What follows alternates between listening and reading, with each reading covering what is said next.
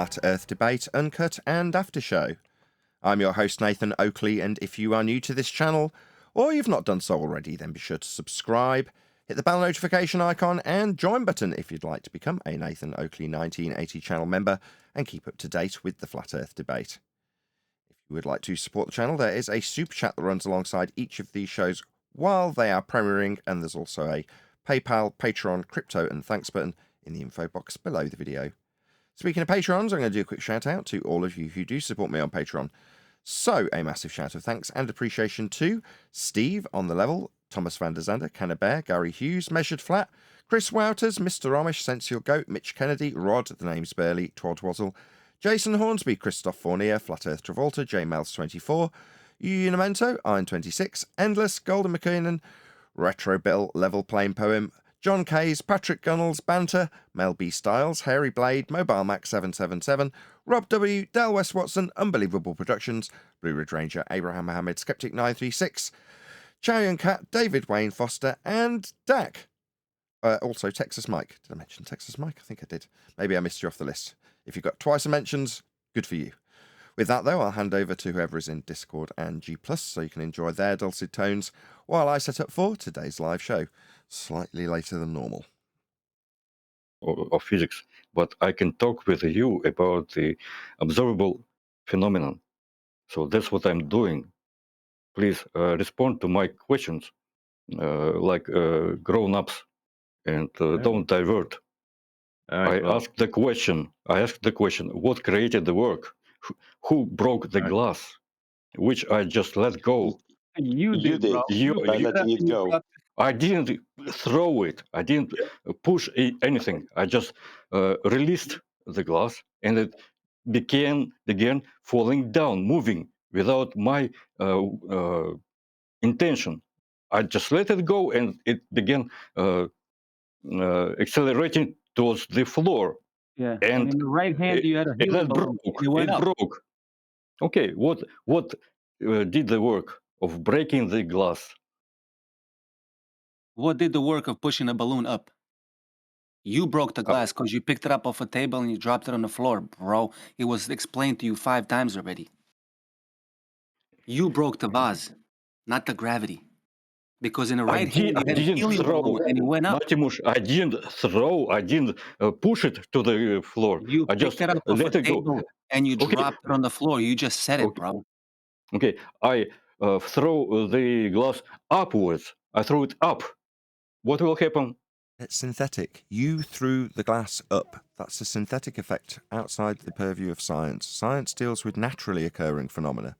So if you want to describe something that naturally occurs, you can science it and find out what caused Nathan, it. you're roboting. I can't hear anything.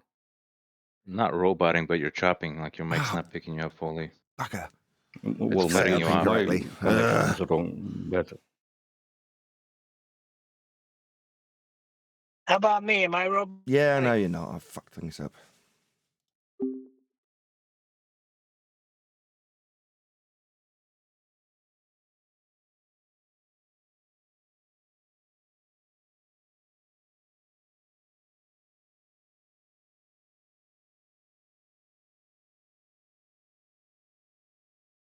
Nice to finally meet you. Hello, sorry to be so rude. What pushes? Yep. My question. Talking about my last... pressure. You're talking about weight. You're talking about pressure. Pressure over an area, like a scale. Yeah. Yep. Talking about pressure. That's not gravity, though. That's not gravity. Gravity is the bending of space-time caused by the uneven distribution of mass. Pseudo-Riemannian force space, a concept at best. Okay. That has nothing to do with me stepping on a scale. Let's go back to my illustration with the scales. I stepped on the bathroom scale, and it showed me that I weigh 85 kilograms, which is my current weight. So what makes the scale move the arrow, and show the weight? What is the weight then? Pressure. Pressure of what? Why sorry to interrupt. Pressure on the screen. Why are we being asked this? Pressure. What is the nature of the pressure? I'm really sorry. why is this question being asked? Is there a positive claim in this regard that you would like to make, or is there a positive claim that you're responding to from one of the flat earthers in the Discord server? My question again, why is this being asked? Well, initially I mentioned that I tried to present my mathematical model of the flat Earth on this server, which was partially successful because people started to argue with me, and the moderator rudely interrupted me. And now we are talking about gravity and the gravitational field as a phenomenon. Sorry, that seemed non sequitur. You talking about a flat Earth model and then talking about gravity seemed non sequitur in your answer. So I'm still unclear as to why this is being discussed. Well, it's just a natural way of how the conversation developed. My mathematical model had nothing to do with the gravitational force. It's just how we just ended up talking about the gravitational force. Okay, are you under the apprehension that there is a gravitational force then? It's obvious. We can observe it. Well, can you define what it is then, so we know what we're talking about that's obvious? Is it important how I define it? Well, then we don't know what you're talking about. If we can't agree on what we're talking about, then how can we discuss it? You're saying it's obvious and you won't even define it? Well, okay, I can't say it's obvious, then I don't even know what it is, because you won't define it. Well, gravitational force is an apparent observable force that directs things towards the Earth. Let's put it this way. So gravity is a force that directs things towards the ground, correct? Yes, yes. Okay, well, not all things go towards the ground, so that's the end of that then. Well, everything is forced towards the ground, even Sorry, air. have you got clouds above you? Yes. So that will be the end of that then. But I can explain to you Sorry, why just stop, clouds don't fall down. I can explain it to you. Stop.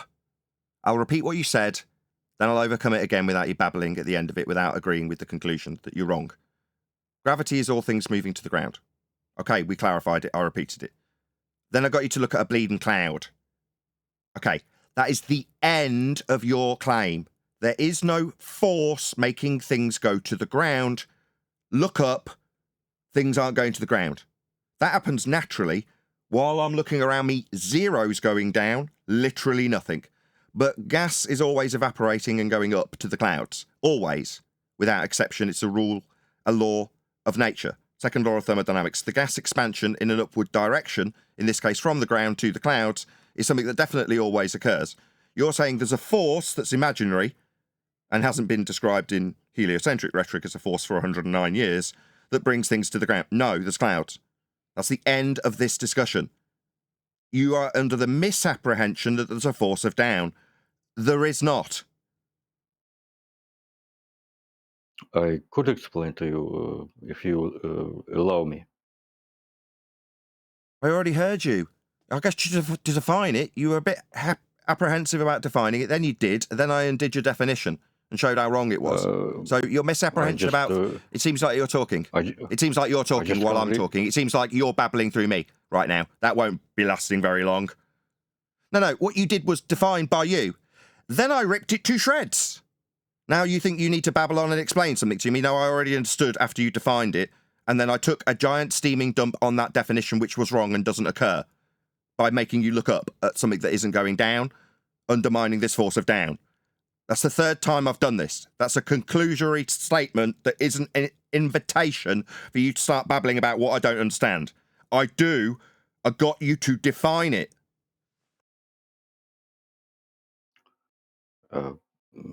Can I talk? You can clarify that you understand that not all things go down as your definition. You were wrong. Do you understand that you were wrong? I can just look at the clouds. They're not going down. Do you understand how bleeding wrong you were? But I can... I don't want to hear buts. It's a closed question, Mr. Idiot. Mr. Idiot, stop talking. A but is not a response to a closed question. Do you understand how wrong you were? Yes or no? So I'm not allowed to. You're supposed to answer my closed question after I've summed up your garbage about all things going down. This is the 4th time I've summarised your garbage that was wrong by getting you to look up at the clouds that aren't going down. That's the 5th time I've undermined and debunked your garbage of gravity. Now, unless you take the lead with my closed question by affirming you understand how bloody wrong you were, we ain't going anywhere. Now, maybe you'd like to moan about how you're not getting enough time. No, I heard you. Things going down, right? Your definition that you were hesitant about giving? I made you give it me, then I took a dump on it. Now it's the 6th time of me pointing that out with you thinking this is a continuation of a discussion that's been concluded with a closed question to seek your affirmation that you understand how bloody wrong you were. So, closed question number 3. Do you understand how wrong you were? Not all things are going down. Your understanding of gravity's wrong. Clear? The yes or no question. Well, I don't think I... Don't want to know what you think. You seem to think I'm concerned about what you think. I am not. Do you understand that you were wrong when you said things go down? Yes or no? Not concerned If the answer is no, Okay. I will berate you, belittle you, and make you understand implicitly how bloody wrong you were with your stupid crap I listened to, and you can't seem to concede how wrong it was. It's now the 7th attempt. Irritating man. 4th time, closed question. Do you understand how wrong you were when you said that gravity is a force of things going down after looking up at the bloody clouds? Do you understand, yes or no?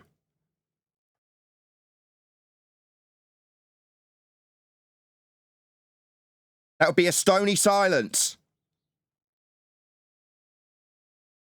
Okay, so we're done with you.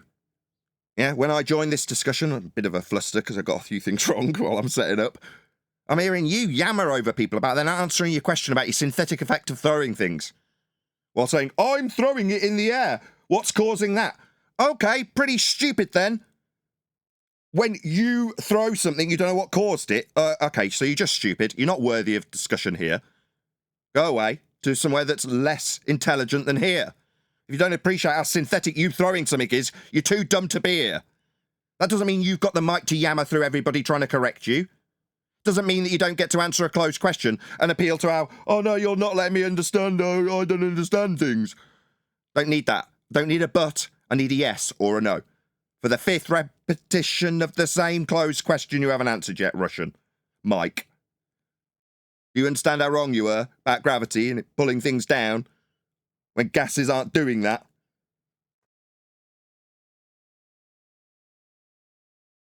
He said he stepped away briefly. He'll be right back. So remove him from the conversation. If he's going to step away in the middle of me telling him how bleeding wrong he is, then he's no longer welcome here. He can fuck off. I'm just stepping away in the middle of you trying to get me to concede for the 7th time how wrong I am. I mean, it was all well and good for me to put in buts and ifs and this, that and the others when I'm trying to get that concession, but suddenly in the middle of the 7th attempt, I've got to go. Well, then get lost and never return. How dare you talk through the rest of the panel trying to correct your dumbass. Mush was trying to correct you while you rumpus the crap out of him. I'm sure that happened plenty of times before I got here too. You're just a prick.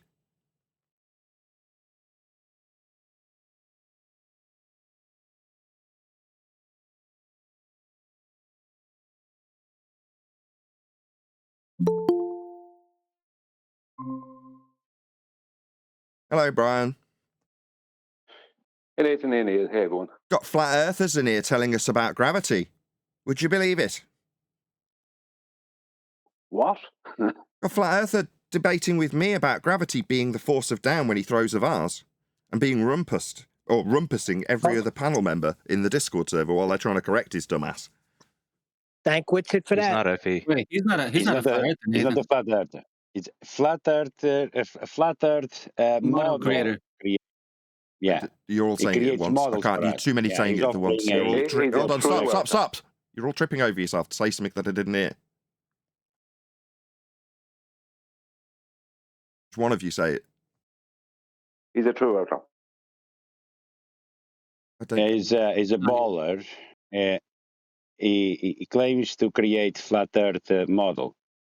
He's using a globe projection and offering a false dichotomy to us.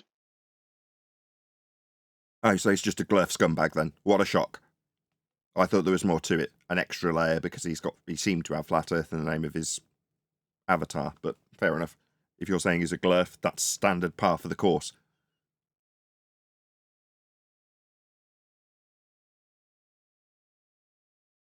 Yeah, he's been here for the last couple of days. You can find out who's who because they got tags. If you click on their tag, if they got a purple tag, it says Globe Earther. If they got a blue tag, it says Flat Earther. Being So you can find colourblind, out that who's who means by that. absolutely nothing to me, I'm afraid, Righteous. Well, you just click on them, like click on my name. Look First at the click on colour my name. that I can't see. Oh, okay, never mind. Well, there's actually writing, so even if you're colorblind, it doesn't Fair matter. enough. Like, click on George's name. George's name only has the blue tag, right? So it says Flat Earther. The tag. Yes, it does. See that? Yes. Okay. And what colour did the Ethereum True Earthers get? I don't have a role for that. I just have Flat Earther, Globe Earther, and just Earther if they're undecided and still looking into it. Might I suggest bile green? I was thinking yellow.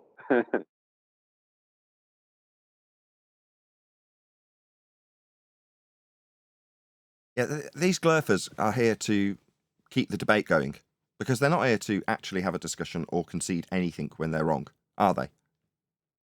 The stupid level is really off the scale when it's, why is this happening when I do something? Okay, well, you're too dumb to be here, get lost. But in his mind, he's perfectly in his rights to talk through mush. So when I get here and you're like, okay, well, let's just break down what you're defining as being gravity as a force of down when you're looking up at the clouds. No concession. Just, no. What if this, what if that? You don't understand. I need to explain more. No, don't. I don't need to listen to it. That's for damn sure. I certainly don't need to get people to attempt to concede things they won't 10 times. At which point, oh right, he's got to run away, has he, like a little bitch? What a shock. Yeah, he's disappeared with his tail between his legs because he's rather be making himself vanish than saying, yeah, I understand how wrong it is to say things go down whilst looking up at clouds. But it's not all Craig McNeil and all them are. Anyway, they got, let's say, the bigger ballers. That's all they are too. This is why I gave up. One of the reasons I gave up debating them is because they just want to bring flat earthers around in a big circle. And it's just it's like they throw you into a pot and they keep stirring this pot and you keep on just going around in a circle. You're not getting anywhere. You have to get out of that pot. It doesn't improve or progress anything. And that's what they want to do. Yeah, they need to stay in what you're calling a pot, I call an echo chamber. When's Dave McKeegan going to make his next public live appearance to debate, as I did in the last week? When's Simon Dan going to make his next public appearance and take a live debate, as I did in the last week? When are these cowards in their echo chambers going to do any of this stuff? I don't think people appreciate what happened in the last week when I'm accused of not leaving my echo chamber and I'm in person live debating with glurfs. So when's Dan going to do that? When's Dave McKeegan going to do that? When's Creaky going to do that? You bunch of coward bitches stuck in your echo chambers with your mute buttons. That's what you are. Projected directly onto me for quite some time. Meanwhile, I'm out on debates on YouTube, getting muted left and right, and out in person debating with glurfs. So when are they going to do it? They're not. They're cowards. They need their echo chambers, their little pots to stir things in. That's the bottom line. They're all cowards in echo chambers. Nathan, Yes. if people can't see now that they want no part of you, come on and face you, that they're all about the money, because they're getting all our views. Google's right, the searches go right to them, so they're just making money on this. If people can't see, then they're. Yeah, I agree. The algorithm favours broken up anti-flat by the Earth, so it's just a little cash grab for the people who just constantly perpetuate the same garbage. That's all it is. Well, they'll change with the times as they need to, as long as they keep us on the keep flat earthers on the big merry-go-round that they're in control of, and that they keep on making money. Because as soon as the money stops coming in, now they won't go away because they are fundamentalists. But if the money stops coming in, that'd be a bit of an issue for them. Maybe. I don't want to divine their motivation. All I know is they haven't got any arguments for a globe and haven't had for about 10 years. Yeah, but you don't need to define their motivation. It's so obvious what the motivation is. This doesn't need any kind of special powers. Like sometimes you can just state what the motivation is because it's so glaringly obvious.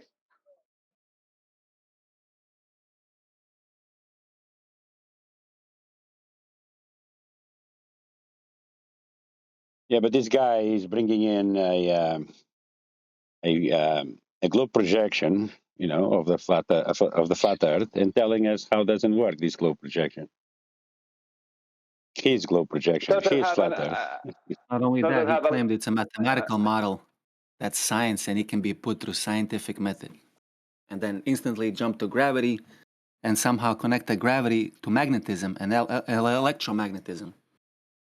And he denied the citations, about 20 citations, that gravity is not a force. No, this is a So glurf. no, he This still is what believes gravity glurfs is a want. force. This is buying into the glurf rhetoric because it's Einsteinian rhetoric. But Huey's what's been it for that? No, you can thank Einstein for that. Huey's been pointing out, and Brian for that matter, for about 5 years. Yes, I understand that, but what's it's the one punting it? Hold on, I've got to mute Craig. I think he's not. I don't think he realises he's off mute.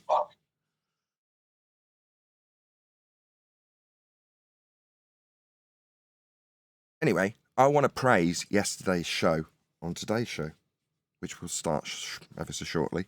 Have any of you had a chance to listen back to yesterday's show, the live show? It was. I was on it. I know you were on it. Have you had a chance to listen back? No. You're going to get some high Negative. praise. What's good about it? It was. I'm going to go out on a limb and say it was the best show we have done to date, bar none. Why, like?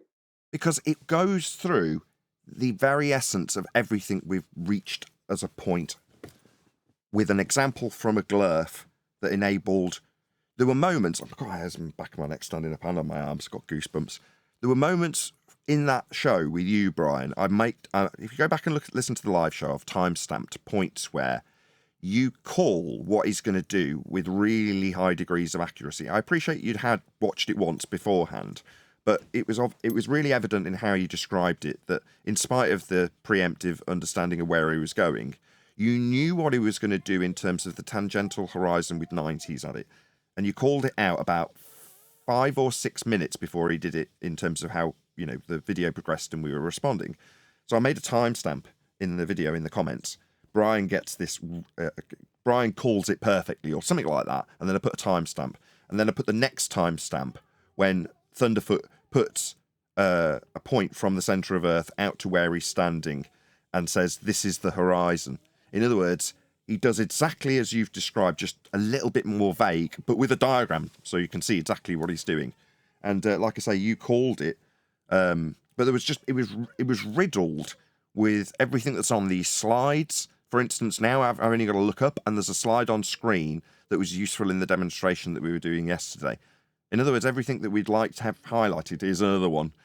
Everything we'd like to have highlighted about how Earth's measured flat, what angles of elevation are, what areas of equal elevation are, what latitude is, how it's measured, it being described unequivocally by a PhD as a measurement, the slightly hidden, obscured darkness of how they'll obscure in the most literal way the flat Earth that's being used in the measurement, behind darkness, him talking about being in hell, he mentions it several times. When I'm listening back to it, I'm going, it's not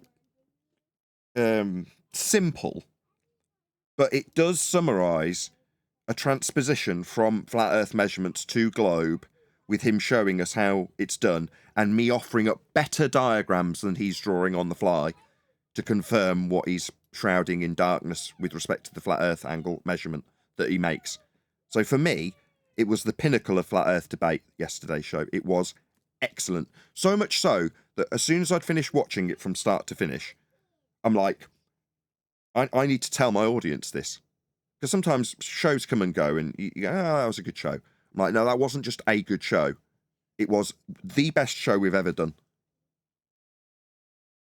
Well, if you remember me saying yesterday that if I had to make a video to show all the fraud that's going on and all the Dunning-Kruger, not the Dunning-Kruger, but all the what's the word I'm looking for? The begging the question about what happened to measuring something that is not what you're trying to end up with, right? That's why I said twice. I've said it twice. I said it when I was looking at it with Kiwi and Adam and John and that the other day, and I said it at Eli, I think was there, and I said it yesterday. Is that if I had to make a video showing what they did and what they do to get to the nonsense they get to, I wouldn't be able to make one better than he made. Let's get it on. How are you doing? Good morning, folks. Good afternoon.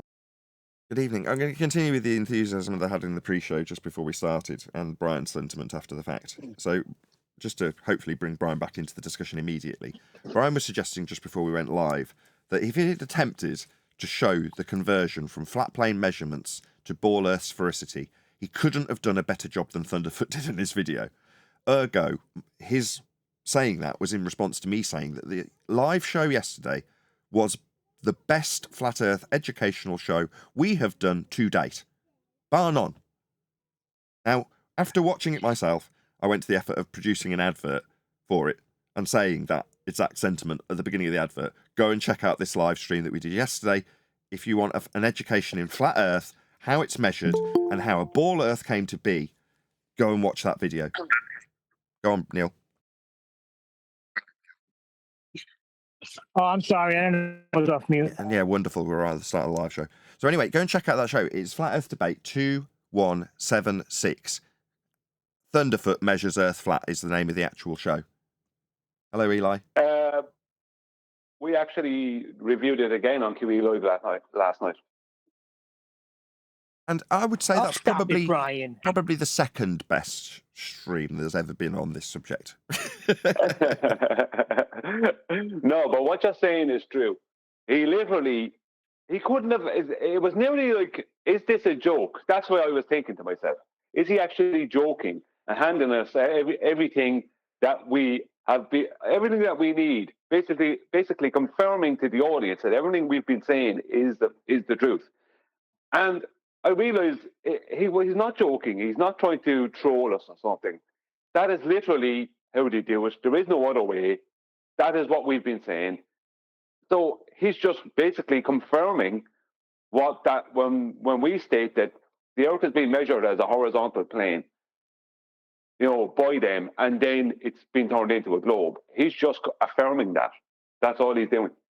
Indeed. So it's not the done thing typically for us to say on a live stream, go and check out this previous live stream from the day before. Obviously, I want you to share this show, and I do mean that sincerity. Please share the show. But what I will do is, as I say, I went to some effort to pick out the bits that were relevant from the 2-hour live stream yesterday and hack them together in something that I desperately wanted to keep as concise as possible. That is to say, I wanted to get the essence of what was being said. It won't give you the details, but it gives you the broad strokes in under 3 minutes, because I want it to become my advert for the live stream. In other words, I want to stick this video to replace whatever we last did with Tim Osman that I've been using previously for the, the advert that comes up when you come to the live stream, but it's not started yet. Well, I want this video to replace it.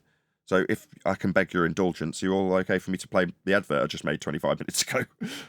Yes, we are all keen. Check out the full Flat Earth Debate 2176. Thunderfoot Measures Earth Flat, as it was the best flat Earth education in a single live stream we have ever done.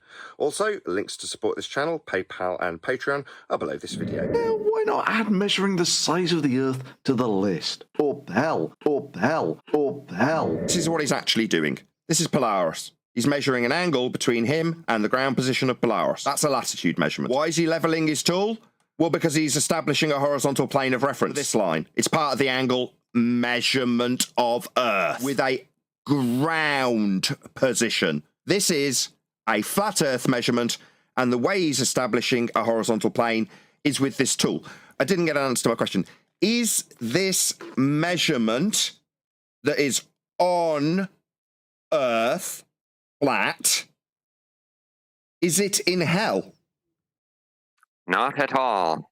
Okay. on the surface. Just measuring two straight lines, one along the ground below Polaris and one to it with a laser light. So we're all clear we're measuring Earth flat on the surface. How the hell I did these measurements? So it's now going to be level. So what you would do is you get your laser pointer, you get your elevation rate, like that. When he says elevation, does he mean his height above sea level? Or does he mean the elevation angle? You need to be more specific. Elevation means height. With what respect to? Oh, sea level. That's how height's measured. That's off a flat Earth too.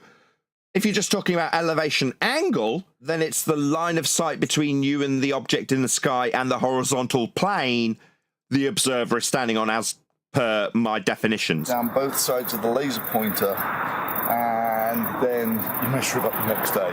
Do you mean the easiest way to employ your religious zealotry of being on a ball is just to assume that an angle you measured is now in hell? This is how he convinces himself that a flat plane is spherical. And my pole star is going to be up there somewhere. So that angle is the one that I've measured. How the hell I did these measurements? Now, the simple way of doing this is to convince yourself these are the same, is you just cut it out and you show yourself they're the same. To convince yourself these are the same and you show yourself they're the same. Or hell, if What the hell? Do you mean the easiest way to employ your religious zealotry of being on a ball is just to assume that an angle you measured is now in hell and that they're the same? Mumble, mumble. You've put yourself in the middle of it. No, you would need a horizontal plane of reference, and that's exactly what you're establishing for your ground position measurement below Polaris, along this straight line that you're leveling with this tool. For pennies, right? Yeah, how cheap it is to measure Earth flat. Because that's precisely what you're doing. my spirit level, as you can see, is quite level.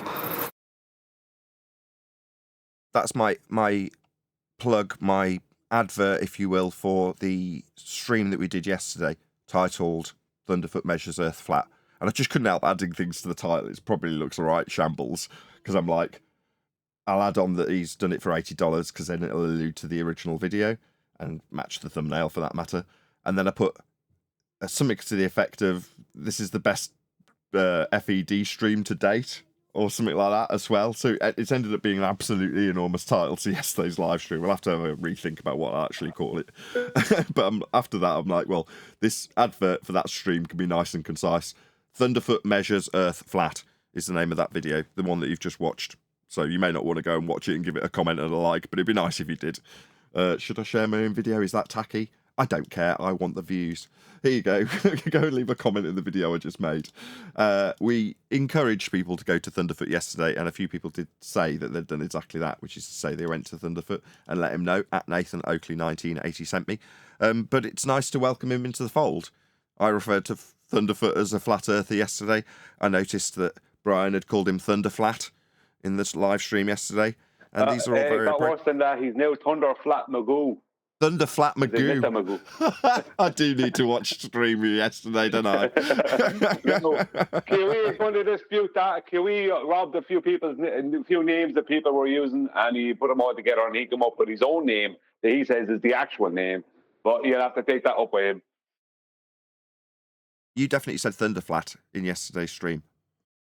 Yes, and I added in, when he brought up Mr. Magoo yesterday, I added the Magoo part on his stream. So Thunderflat Magoo, that's what I call it. I did actually happen to tune in for a few minutes yesterday when Flatsy was pointing out exactly that she said vicariously you'll absorb this and now put a trademark on it or a copyright on it. You know what I mean? As he tends to do. Actually, it's me. You've got the wrong impression there. It's typically me that does that. I just do it so overtly that people think I'm joking. So when I go, I'm absolutely going to copyright that after someone's literally just said it, and they'll say copyright Nathan Oakley 1980 after they have quoted it. But that's so egregious and overt that people think I'm joking. It's just like, no. If I can be less than subtle, then I'll get away with actually robbing that and keeping it. And I do. So that's me, not QE. QE's willing to use a worse name than Thunderflat Magoo just so he can claim it for himself. Nah, Thunderflat Magoo is absolutely perfect. Because it's proper Mr. Magoo territory, isn't it? Where you're doing something so unbelievably stupid. I mean, maybe in his mind, after watching yesterday's stream back, I was thinking I should have made more of a big deal about this. Because he's typically trying to make the example nice and bright and clear.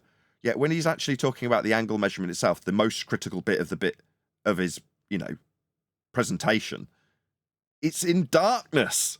Literally in darkness. You can hardly see it. Why? Well, because it needs to be, doesn't it?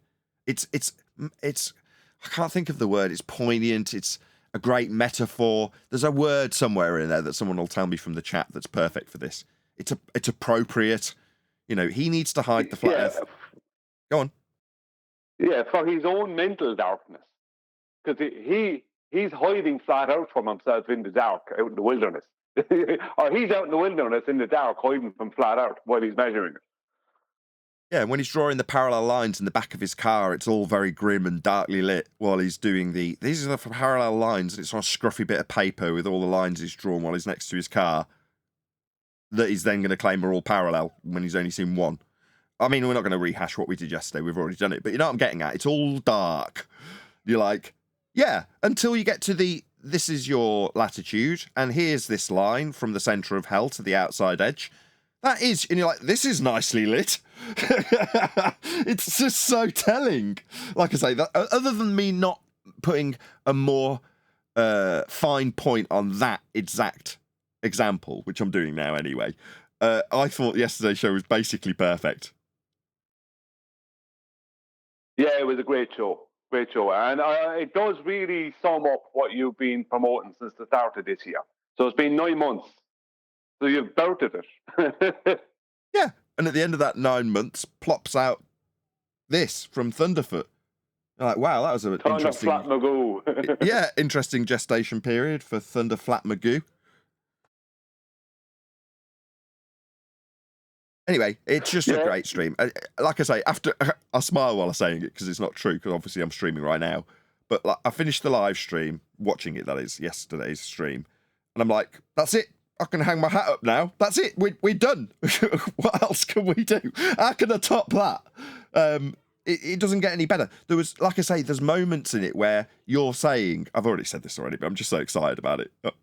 Where you're saying he's going to be using a horizon at a point that comes tangential to the centre of Earth, and 6 minutes later he's like, here's a horizon, it's 90 degrees. And you're like, well, that's where you're standing. A little tangent out in space. You're like, this is all the stuff we've been describing, but just by pure chance, not even by pure chance, it's total effort and work. I've produced all the diagrams one after the next to swiftly reference during a live stream. I mean, that's a cherry on top, right? We're not doing that in an edited video. Yes, it's a couple of hours long, but we're going through the full entirety of a 17-minute video and pulling it apart at every single point that we can pause at. So obviously it's not going to be 17 minutes long because we're playing his entire video. So it's going to be lengthy, but in the same vein, it was so concise. We're absolutely on it because we know so well what's going to come, and everyone around me is already preemptively ready to point out things that are going to be useful for the future where I don't know them. So I can react in a manner that's really green because I hadn't seen it, and everyone around me is backing me up with stuff that they know is going to be useful. It can't not be on topic. You've all watched it, so it can't suddenly have something you throw in, like Neil throws in something that isn't relevant to the next 3 minutes of video. It's all totally poignant. So like I say, after I watched it, I'm like, am I going to top this? That's as good as our live streams have ever got. Yes, it's not a debate. We're not debating with anybody live. You might argue that, well, isn't that the essence of the show? Well, yeah, that debate process has got us to the point where we can take our opponent, in this case Thunderfoot, who's claiming to make us cry with flat Earth measurements of elevation angles he then transposes into hell. Again, just that sentence was more concise thanks to Thunderfoot. I could kiss the guy. Was the word you were looking for earlier, apt, APT, was that the word you were looking for? When you were trying to refer to Thunderfoot, that it was apt that he was out in the darkness or something like that? Apt, it was appropriate. It's just such a beautiful metaphor. We're saying how they have to disguise and mask the flat Earth angle that they're using in the first instance. And in that, if you want to call it metaphor, he's literally shrouding it in darkness. So it's poignant. I can't think of a better word. It is apt. It's appropriate that that's how he's doing it. Nathan, Yeah, you are boring, says Delibar Warrior. Thank you. I just put that up on screen because it made me chuckle. Sorry, carry on. Yeah, it's like when John was debating Ruhif on Actoons, and he sat there for 25 minutes of the nonsense Ruhif was putting forward, right? Heap of rubbish. And then went to speak, he didn't get one sentence out. And the reason is that he was just about to point out where all of that was a heap of rubbish. And the reason is because you have to start with a flat plane. And that's the basics of what he was just pointing out, that, you're just hijacking the celestial dome model or whatever. And he didn't get even a sentence and a half out without being interrupted. Right, but both of them. Because he was basically pointing out, see all that stuff you just showed? Well, that all means nothing, because none of that can happen unless you start treating the Earth as a flat plane to begin with. Yeah, refracted curvature was summarising the points in between my exasperated, annoyed, why are you using a flat Earth? I'm annoyed at this. And like I say, it's good to have that, because that wouldn't be there if I was watching it for the second time. But in a very calm and collected way, you've got refracted curvature summarising, no, keeping me on track, basically, going, this is how he takes a flat Earth and turns it into a ball. Now, it's easy to say now, after the fact. I've just watched it an hour ago, or however long I was watching my own live stream. But you go, yeah, he's summarised it in such a fashion that I would have been so annoyed if it hadn't been summarised by John in that moment, because that is precisely what's happening. And I'm just so elated with yesterday's stream. I can't stress it. I hope it gets good views. You never can tell. It might just end up with the typical give or take 1,000 views that all of them end up with. But I won't care. It doesn't matter.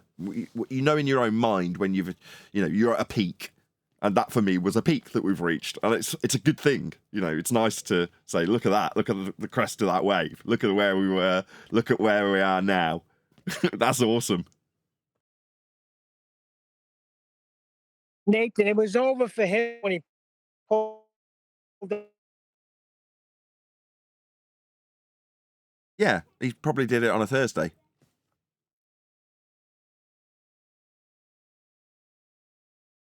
You started disappearing and breaking up the minute you came in there, Neil. You know what? It really validates refracted curvature. I think this is, in a way, you may not... I don't want to take your pun intended, your thunder away, but it kind of validates refracted curvature, because his whole thing has been that they must start by treating the Earth as a flat plane before they can do anything. Now, I understand that, because I was saying it similar myself years ago, just not in the way he was saying it. And he stuck on that and pushed it.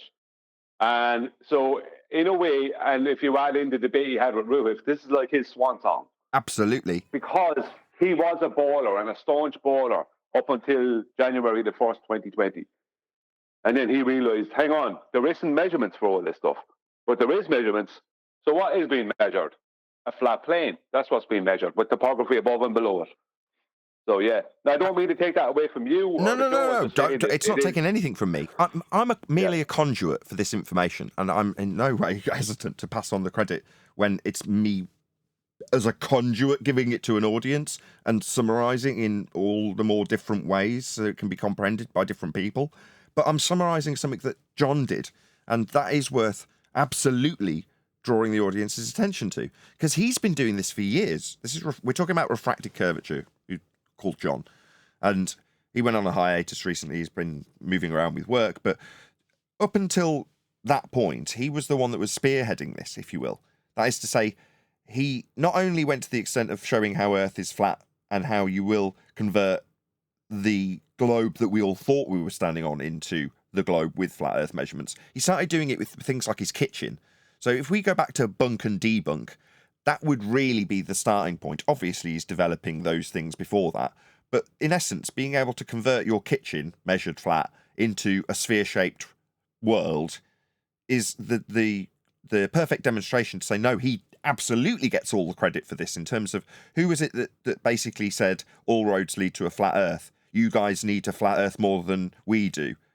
You're going to be measuring it flat for that. Those are all ascribable to refracted curvature. He's the one who spearheaded these arguments. Like I say, I will absorb the credit for being able to distribute it because that's kind of my part in this, and I know my limits. But yeah, definitely ascribe it to John. It's go back through the shows and listen to him doing it and helping me do it. You've missed one. You could have said you'll need a flat earth for that there. Here's how. And I go, oh yeah. And I'm kicking myself because he's the one educating me in this stuff. Obviously it helps the audience as I'm the canvas, but I'm not the one conjuring this information and producing it into a coherent argument. In this case, that was absolutely refracted curvature. That was John yesterday, the Thunderflat's video. Thunderfoot, I'm going to use his correct term. Thunderfoot's video is John's Mona Lisa. AD. What up? We get a hello from Eli. Huh? Eli joined, but I just don't think we had a hello from him. Don't worry. He's Good afternoon, good morning, good morning. Good morning, Afternoon. Good morning, Eli. Good morning, y'all. Good morning, Eli. I'm on the Hey, lads. I'm outside in the city. I'm using my headphones, so I didn't want to, bad audio. But I'll pop in when I can. Well, everybody's on fire at the moment. We've, as much as it's, a bit cringe for us to all be patting each other on the back, telling each other how fantastic we all are, but we are. So I don't care if it's cringe, right? For instance, on Ballbusters, Eli and Brian were absolutely on fire, and the whole show is just, I don't know, I can only assume that people who are watching these things while we're producing them take out from them the same things that I take out from them. Now, obviously, that's not always going to be the case, but when I know that the people around me are doing fantastic things, it just makes me smile. It's such a nice place to be in Flat Earth at the moment. You can look past the ridicule and the poverty and all the other detrimental things that come alongside it and go, but in terms of where we are in the discussion, the actual argument, what Earth is, what we now appreciate, how we can put those points across to an audience, we've never been in a better place. And it's soothing mentally. Quite, not even soothing, it's exhilarating. Just when I wanted to say something. Yes, Siren. Woo! Go ahead. But yeah, no, we gotta, I don't care what people think about us patting ourselves on the back because, there are people who are arrogant, yes, but then there are people that are the best. Arrogant or not, someone has to be more capable to do a job or fulfill a purpose than others. We've all seen it.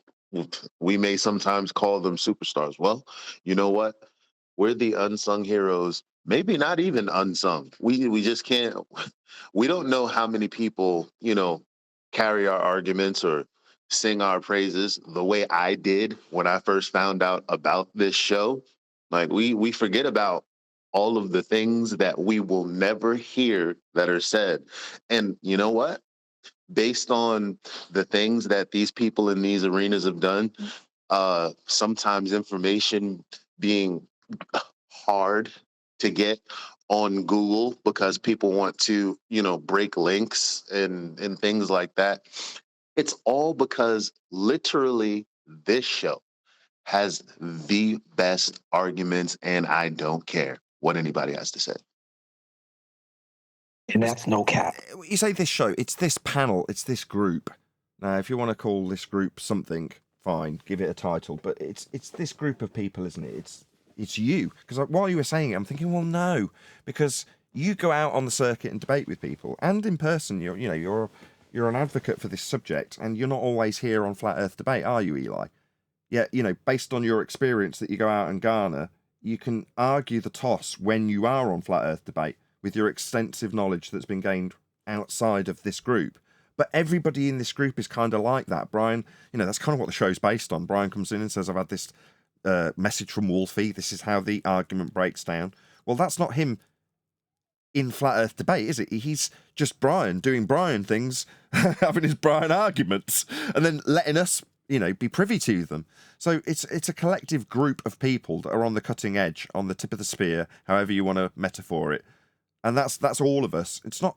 I like that you've ascribed it to my show, But you think, well, we wouldn't be where we were if QE hadn't joined this show and maybe started Quantum Eraser's live streams that he does. Maybe we wouldn't be where we are. So, I don't know. I like it. It's a massive compliment, but there is more to it. There's just a group of people, and that group is us. It isn't necessarily just my show. But thank you. Maybe like saying when he's saying your show, he's meaning all of us. Like, Yeah. anyway, The royal, this show, yes. Yeah. Yeah, a lot of people actually did enjoy what went on the Ball Busters on Saturday. More people sided with Eli, if you want to have a look at the comments on that. But yeah, it seems to have been a good show. People were happy with it. Yeah. Yeah, it was a very good show. I enjoyed it. And I know when people are going to enjoy it, when usually when we're going back and forth, people like that, you know. Well, I missed it. Go ahead, I missed it. My family and I were out camping. You're out camping? Yeah, we do that every Memorial Day and Labor Day weekend. And it's lovely weather. You know, as you step into autumn, it's hot but not too hot. Lovely. I bet it's wonderful. It was raining. Oh, it rained. Oh, I'm sorry. It rained. Oh, that's no good. It was wet. Normally I'd moan at you for talking about such subjects on the live stream, but I'm in a really good mood. I started really flustered. I messed up some of the settings. I'm like, as soon as someone said, "Oh, you're coming in all distorted," I'm like, "I know exactly what I've done. I've done this before," but I managed to get it corrected without having to turn off the recording. So I happen to be in a really good mood, having not had to repeat work. Although there is a swear while I'm cursing the fact that it's gone wrong. Sorry about that. If you listen to the full Uncut and After show, go ahead. Is my mic working? It is now. Hold on, D, just because we rarely get the joy of Neil's mic working correctly. Go ahead, Neil. Stop being so damn modest. Okay, fine. I take all credit. If it wasn't for me, none of you would be here. Give me money. You're freaking right. You guys Seriously. ever wake up to a dream in a dream? What is he babbling about? Yeah, sorry, go on. What was it? Yes. I'm trying to figure out like what's going on, because yeah, I'm thinking back to our conversation on Saturday, and really we're just talking about people's journey. Sorry for the truck. Let me change my headphones.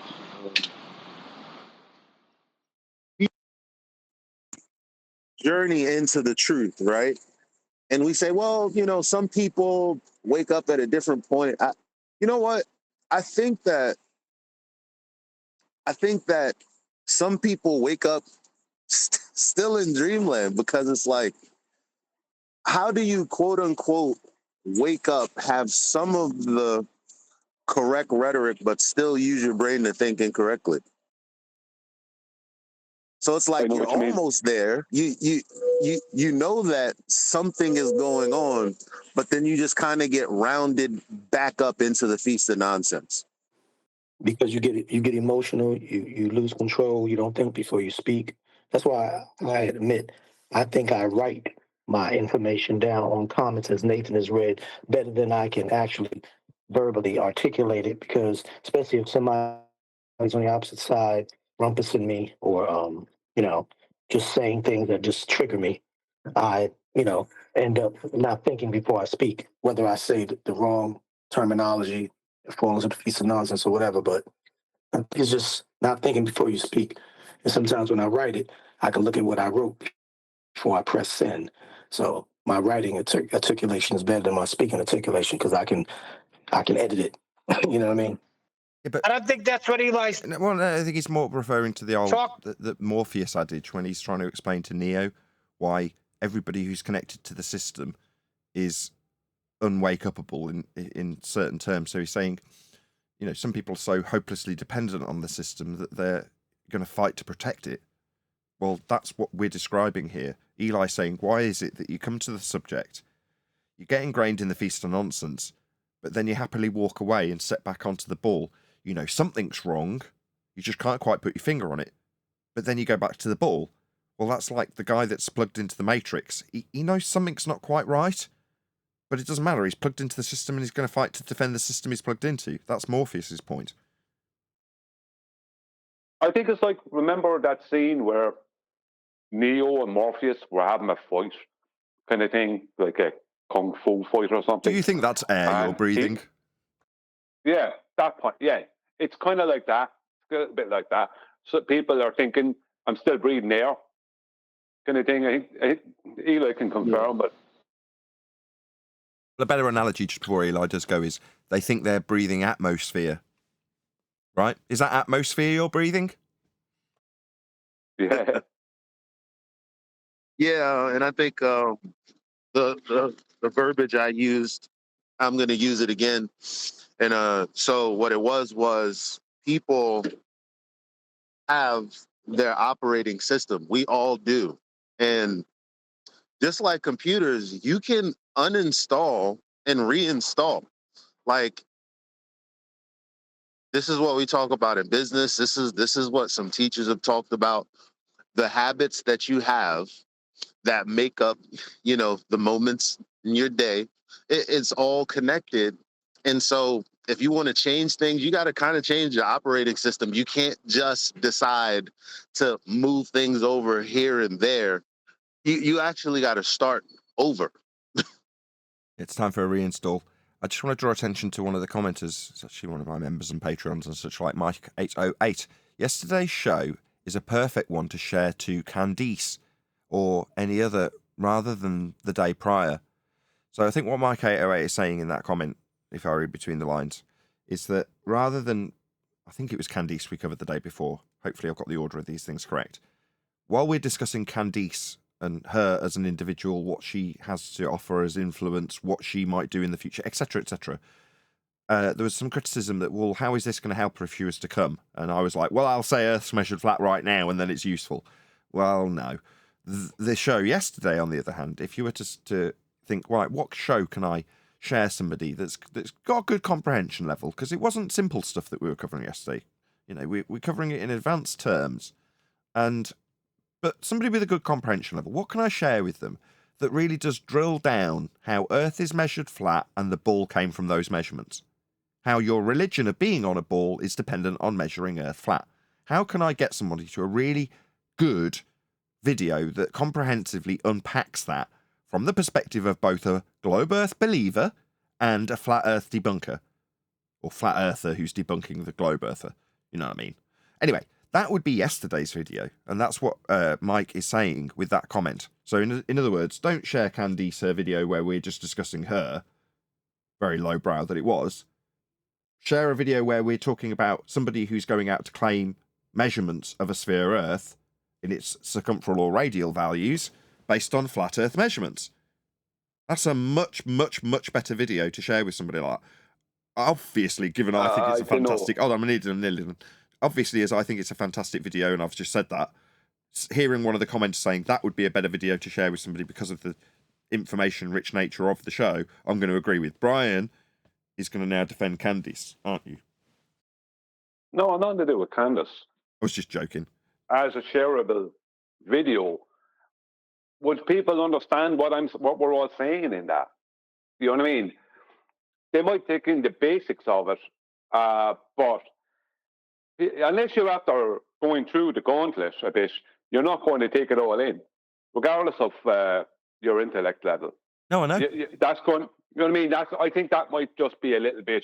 No, I get that. For most people, to be honest. I get that. I said it wasn't simple. It's advanced stuff, but I get simultaneously criticised and praised for this in terms of what I deal with people on OME TV in this regard with. So I will say exactly that to them.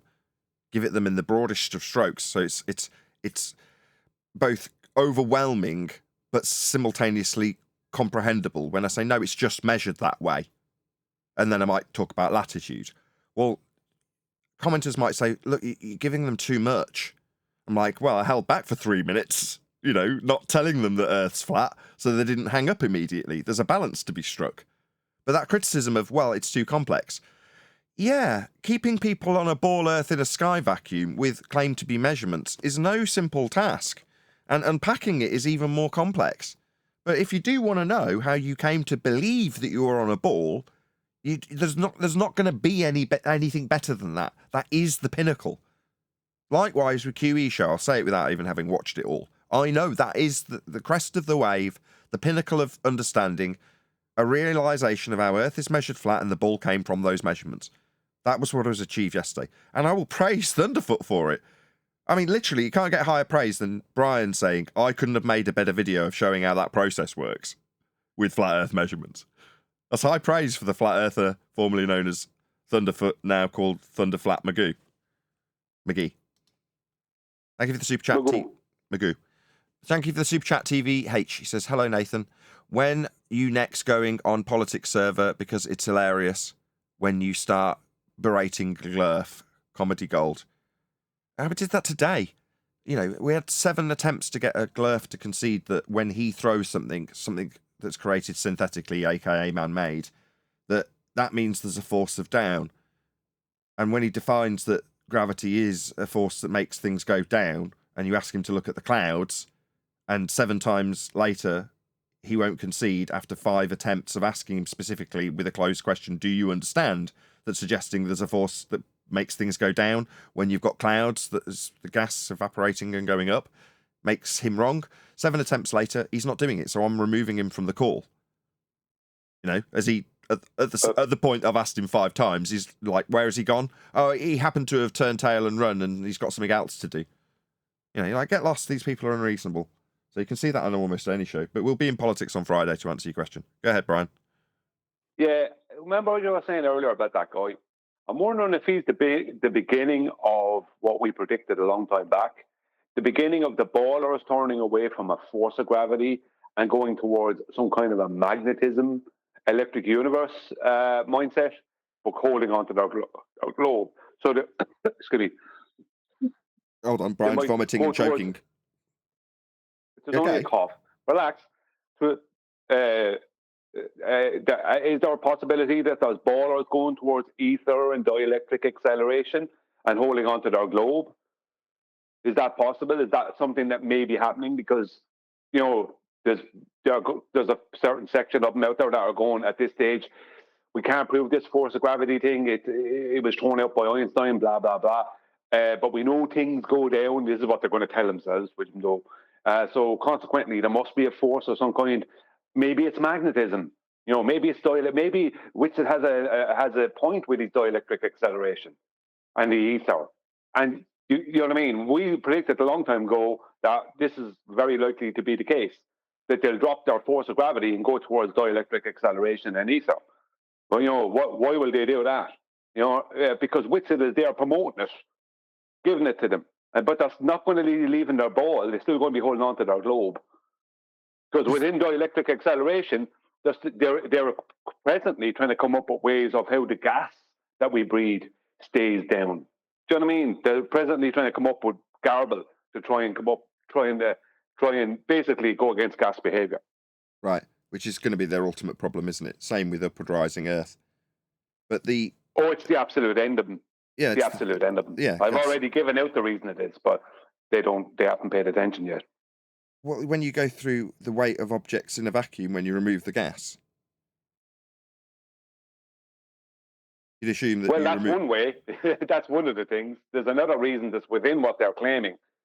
I just stated. It's not a secret around. Is that gases have what they're calling electrostatics. So the gas molecules have intramolecular bonds. That is part of electrostatics. You know what I mean? So did you say intramolecular? Intra, yeah, because it's inside the molecule. It's it's covalent bonds. So gas molecules have what they call covalent bonds, where there's like a H2O, like a 2 hydrogen, 1 oxygen. H2O, yeah, 2 hydrogen, 1 oxygen. I'm always mixing that up. So that is, let's say, 3 atoms that are held together by covalent bonds, the H2O molecule, right? So the covalent bonds are electrostatics. So how come the water vapor is going up then? Yeah, that'll be spun into an excuse for why they are going down when they're not. So what they tend to do, it's all Einsteinian. I was about to say both Einsteinian, but all 3 of these are Einsteinian, right? The incoherent dielectric accelerative force the bent pseudo-Riemannian space-time dimension of Einsteinian gravity, and upward rising Earth are all hanging on Einstein's principles, right? They're all the same. They're one and the same. When you're like, well, why would the ball earthers want to go towards this incoherent dielectric accelerative version of gravity? You're like, well, because they're both the same thing. It's all Einsteinian, isn't it? Well, often when it's the ballers, I can't speak for the Ethereans, maybe Adam would comment, but typically they'll just take this effect and describe it as the force of the gas going down. And you go, okay, so that's your explanation for this force that's making the gas go down. Yes, it is, yeah. But it isn't! What you're talking about? Gas is expanding from the ground upwards, which is where they fail every single time. But that was my point. That's my point, you see. And this is, I don't think it was taken in the past when I've said it. That's my point when it comes to covalent bonds. Because covalent bonds are what they are calling electrostatics. They don't understand it. The electrostatics that they're referring to is not static electricity, it's chemical bonds, right? Hydrogen bonding between molecules, things like that, that's electrostatics, right? So water has hydrogen bonds because it bonds the H2O molecules together, right? But they're broken when they become a gas. But the covalent bonds that are keeping the H2O molecule together, that is also electrostatics. So how come that they're going up? Water vapor, where does it go? It goes up. It becomes clouds eventually. So it had to have gone up there. Some of it had to have gone up there. Do you know what I mean? But they don't, let me pick up the reins from there. So what in the heliocentric rhetoric, right on time, you've got Thunderfoot. They assert that gas does do that. No, gas goes down like bouncy balls poured into a fish tank. Bob did the same thing. Bob Nodell, rest in peace. I can't remember if it was me or someone else that did this, so I'm not going to take credit automatically because I can't remember. It was a long time ago. But it might have been Anthony Riley, actually. He was put in a position where he was being asked what would happen if you popped a helium balloon in a vacuum chamber, and his answer was, it would all pool at the bottom. That was his response. In other words, they simply defy the behaviour of gas in their explanation when it doesn't do what their explanation is explaining in reality. Gas does not go down like bouncy balls poured into a fish tank. Gas does not pool in the bottom of vacuum chambers. It expands in all directions, in whatever vector it's travelling until it collides with the walls of a container or another gas particle. That's how gas behaves. Yeah, but I think you're still missing what I'm trying to tell you. No, well, maybe I'm give me try it again. Go ahead. They claim that the electrostatics set the direction. No, I got that. Okay, so right? Don't jump in. You're not letting me finish. They claim that the electrostatics set the direction, and then they follow that up with a completely contradictory statement, and they say buoyancy and density do the rest. Right. That's basically what they say. Right. Now, the rest of what? You're already after assuming a downward bias. The problem is that covalent bonds are electrostatics. Right. So all gas molecules have covalent bonds, right? So do those gas molecules go down? I gotcha. Yeah, I'll read some right points so you appreciate that. Within let me get. I'm at the crescendo. Okay. Within their own claim, they're debunked by the fact that covalent bonds are electrostatics, and they don't do what they're claiming will happen because of electrostatics. Gotcha. They've got an incoherent dielectric accelerative bias in the downward direction, and you've got gases that have their intramolecular bonds with electrostatic forces. Ergo, if their rhetoric is correct, gas would be going down, go boom boom, go splash splash, like Bob said, in a vacuum chamber if you released the gas. But it doesn't. So why are they asserting that this incoherent dielectric accelerative downward bias has something to do with an electrostatic force when there is electrostatic forces in gases and they're not abiding by their rhetoric? Correct? Well, no, slightly wrong. You said electrostatic forces and that. No, it's what they don't know that the electrostatics they're referring to when it comes to matter is not static electricity. They're chemical bonds, not static electricity. So consequently, those chemical bonds are within the gas molecule. Within their brain, electrostatic forces are causing everything to have a downward direction, a downward bias, right? So even if you take that ridiculous misunderstanding of the situation into covalent bonds in gas molecules gas molecules are not behaving as they need them to behave, debunking all of their stuff. Gotcha. All of it. No, I had missed that subtle detail. Yeah. You're saying, even though there's a misapprehension about this static electrical force that they infer, this is an what did you call it again? You didn't say chemical bonds. Chemical bond. Chemical bonds. The covalent bond that I'm calling intramolecular. That is an electrostatic force. It's just not. It's not an electrostatic force. Sorry, it's just a misapprehension on their part. But even with that notwithstanding, it still doesn't go down. Right? I'm there vaguely. Right? Even though I'm stumbling my way through it. I've got all the points. When it comes to all of those bonds, inter and intramolecular bonds, they're all what they call electrostatics.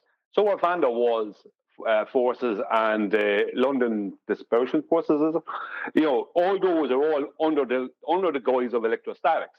But they're not talking about static electricity, right? This is the problem. They're all mixed up, thinking electrostatics means static electricity in some way. Right. No, it's certain chemical bonds, right? That's what it's about.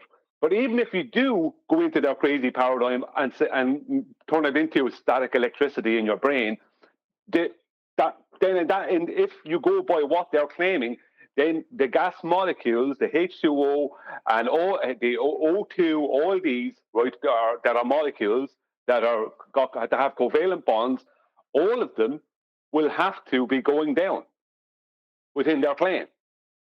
Gas can't go up. It can't be going up. It has to be going down. Gas has to have a downward bias within. If you take their incorrect understanding of the situation and apply it to covalent bonds, then those gas molecules, H2O, whatever, all the gas molecules, right? All the gases that are molecules, not like helium, but hydrogen and whatever else that are molecules, they all have to be going down within their claim. And they're not. That's the point. No. I just want to do a quick plug for Brian's Logic. So Divergent Droid has just dropped a link to Brian's Logic's channel. So if you haven't subscribed already, please go and drop Brian's Logic a subscribe. Links in the info box, or not the info box, in the live stream chat going by right now. It's on screen as well. Thank you, Divergent and Nathan. Thank you. It's just the whole thing, their whole paradigm falls apart. Because the very thing they're claiming incorrectly, with an incorrect understanding of it, right, is part of gases. Right? Covalent bonds. All gas molecules have covalent bonds. So that would mean that they would have to be behaving as the plumb bob. They have to be behaving as plumb bobs, going down. Go on, Eli. I thought one of the components of what you were saying is with these covalent bonds that actually has to do with, I guess, the makeup of a gas molecule versus outside forces pulling gases down. This electrostatic attraction or whatever you want to call it. Yeah, because what they're doing is they're misunderstanding, Eli, the difference between chemical bonds and static electricity. Right? Static electricity is real, but chemical bonds are real too. But they're called electrostatics. Right? They call the chemical bonds electrostatics. Now, when I first learned about them, what fallacy is that? Oh, it's a misplaced. I don't know. Equivocation. Equivocation, maybe. It's a misunderstanding, maybe as well. I don't know what way to. It's worth actually thinking about, because they are committing a fallacy. It's equivocation. It's equivocation. Yeah. But even if you take, my point being is, even if you take their paradigm and treat those covalent bonds as static electric, right? Then they have to be behaving the same as the piece of wood you drop or the piece of steel you drop. Because according to them, they're going down because of an electrostatic force of down. Right? How come then, if this big massive electrostatic force of down exists, how come the covalent bond, right, which would be part of their crazy, if their misunderstanding, how come those gas molecules are not behaving that way? It debunks them. Because what they've always done, what I've noticed from my interactions with it, they've always said, the gases just overcome all that, right?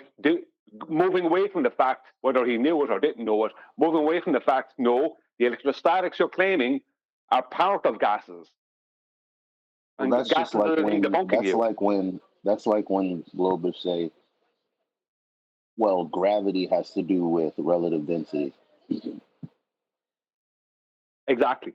It's exactly, Eli, exactly the same thing. Exactly. That best comparison ever.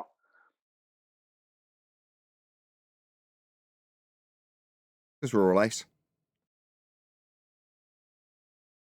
Yeah, because all it is you take what they're claiming and look into it, what it is they're actually speaking about. Because I actually had a whole debate with Witsit, not realizing.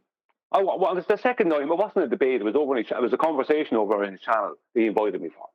I spent 2 hours over on his channel, and he was talking about electrostatics, and I didn't know at the time that he was referring to inter and intramolecular bonds. I thought he was referring to, because he thought he was also referring to static electricity.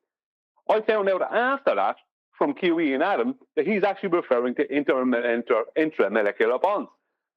And it's like, that's what he's referring to, because I didn't realize they were called electrostatics. So his misunderstanding of it. Go on.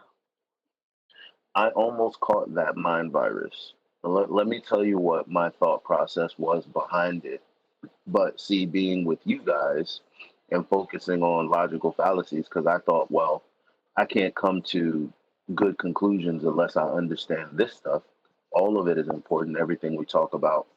I started to realize there were arguments that I would want to make because I would come across observations, right? And then I would say, oh, Globers are saying this about this. So obviously, we use language to understand things, and maybe they're just using words like wizards, and they're misappropriating them. So I can actually apply whatever I feel like to this word instead of what they're applying to the word arbitrarily. And so that's how I violated the law of non-contradiction sometimes, or just maybe equivocating when something actually was well defined, but I wanted to see it as something else because I was working backwards from a conclusion that I made from an observation.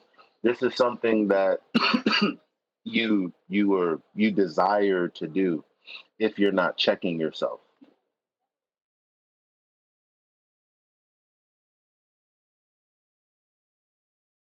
Yeah, you're going to have to expand on that. I haven't got a clue what you're talking about. So, for example, if I think, well, I have this observation of the sun, or these observations of the sun where some really weird and wonky things are happening,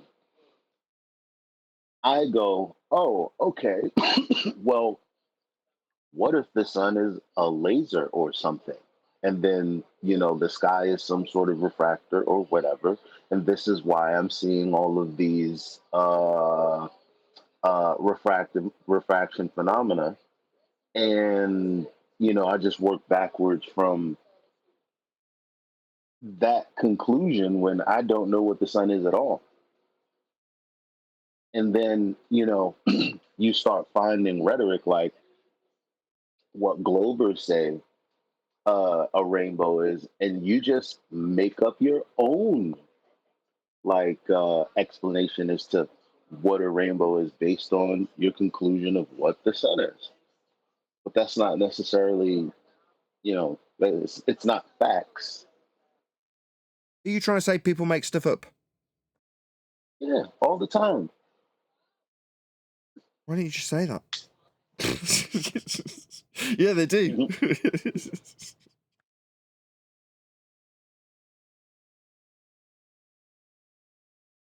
Yeah, I think Eva can correct me, but I think his point is that if you're an Ethereum and you're also a proponent of dielectric acceleration, and you hear the term electrostatics, you're going to pre-assume that is referring to static electricity. Did you call me? you're going to refer that that's referring to static electricity instead of doing the research and finding out that it's referring to chemical bonds. Now, they do use terms like negative and positive and stuff like that to explain out the phenomena, but they're not claiming that electrostatics is static electricity. They're claiming it's chemical bonds. So if you don't do that, you can go off on a tangent thinking you know what they're talking about, and you can start working backwards from a pre-assumption. And that's the whole point of what I'm saying about things like covalent bonds, is that it shows up, number one, that they don't know what they're talking about, and number two, that even if you go with their pre-assumptions, it still debunks them. Right, I follow. Yeah, that makes sense. But I do think that guy earlier, if he's a baller, it's possible that there is ballers who will be going in this direction. Because if they see it as more of a winning direction, they don't have to. See, the thing about dielectric acceleration and ether, you don't have to be. You can be on a globe and have dielectric acceleration and ether. Because the electric universe. That's just great. Yeah, it's not flat exclusive, or enclosed exclusive, or stationary exclusive, regardless of what way Winston would like to portray it. It's not. Where did it come from? Like, who's the main proponent behind it? It's Ken Wheeler. He's a baller. Ken Wheeler, I was just going to say that. Yep. And before him, it's actually Einstein, really. Because when you said earlier, Nathan, Einstein, basically Einstein covered the upward moving nonsense, the ether, and dielectric acceleration without going into dielectric acceleration. He didn't really cover that.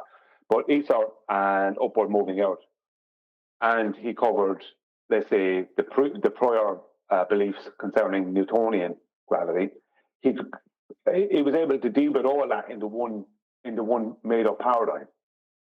You know what I mean? He was able to deal with all that in one made-up paradigm because he had his equivalence principle, which had the Earth moving up as opposed to from the observer's point of view, because it's all relative. In other words, he was making no claim, right? Moving up to meet the object is sitting stationary in free space as opposed to the object falling down towards the Earth. And then he also had space-time, which is basically ether, right? Because ether is part of his general relativity as well. Exactly. So he covered several top things in one go, and he did a much better job of it than most of these people. Exactly. With that, though, I'm going to say if you are watching this on either Nathan Oakley 1980 or Nathan Oakley Premiering streams, then stay tuned as there will be an after show to follow. The guys were stuck in the ship. Yeah.